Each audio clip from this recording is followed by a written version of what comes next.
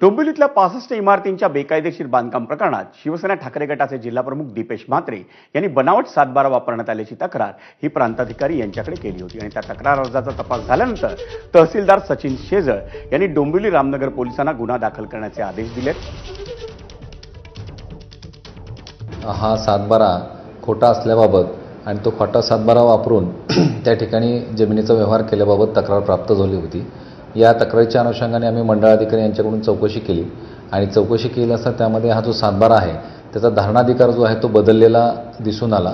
म्हणजे भोगवटदार वर्ग 2 असलेला जो सातबारा आहे त्याचा धारणाधिकार बदलून तो भोगवटदार वर्ग 1 करण्यात आलेला आहे। हा सातबारा हा बोगस बनवण्यात आलेला आहे। त्यामुळे आम्ही पोलीस स्टेशन रामनगर येथे सदर सातबाराच्या अनुषंगाने संबंधितांवर कारवाई करण्यासाठी पत्र दिलेले आहे।